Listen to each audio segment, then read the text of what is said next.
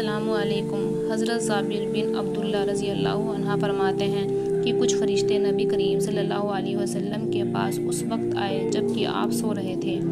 فرشتوں نے آپس میں کہا، آپ سوئے ہوئے ہیں۔ کسی فرشتے نے کہا، آنکھیں سو رہی ہیں لیکن دل تو جاگ رہا ہے۔ پھر آپس میں کہنے لگے، تمہارے ان ساتھی محمد صلی اللہ علیہ وسلم کے بارے میں ایک مثال ہے، ان کو ان کے سامنے بیان کروں؟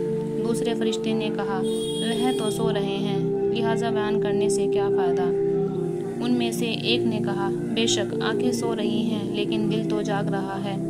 پھر فرشتے ایک دوسرے سے کہنے لگے، ان کی مثال ایسی ہے جیسے ایک شخص نے مکان بنایا اور اس میں دعوت کا انتظام کیا، پھر لوگوں کو بلانے کے لیے آدمی بھیجا۔ جس نے اس بلانے والے کی بات مان لی وہ مکان میں داخل ہوگا اور کھانا بھی کھائے گا، اور جس نے اس بلانے والے کی بات نہ مانی وہ مکان میں نہ تو داخل ہوگا اور نہ ہی کھانا کھائے گا۔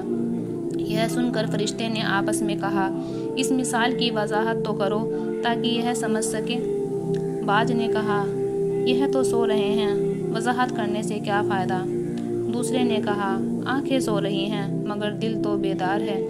پھر کہنے لگے، وہ مکان جنت ہے جسے اللہ تعالیٰ نے بنایا ہے اور اس میں مختلف نعمتیں رکھ کر دعوت کا انتظام کیا، اور اس جنت کی طرف بلانے والے حضرت محمد صلی اللہ علیہ وسلم ہیں۔ جس نے محمد صلی اللہ علیہ وسلم کی اطاعت کی اس نے اللہ تعالیٰ کی اطاعت کی، لہٰذا وہ جنت میں داخل ہوگا اور وہاں کی نعمتیں حاصل کرے گا، اور جس نے محمد صلی اللہ علیہ وسلم کی نافرمانی کی اس نے اللہ تعالیٰ کی نافرمانی کی، لہٰذا وہ جنت میں نعمتوں سے محروم رہے گا۔ محمد صلی اللہ علیہ وسلم نے لوگوں کی دو قسمیں بنا دی ہیں، ایک تو ماننے والا اور دوسرا نہ ماننے والا۔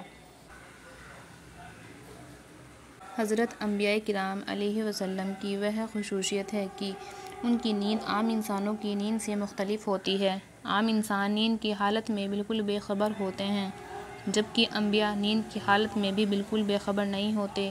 ان کی نیند کا تعلق صرف آنکھوں سے ہوتا ہے۔ دل نیند کی حالت میں بھی اللہ تعالیٰ کی ذات عالی سے جڑا رہتا ہے۔ سبحان اللہ۔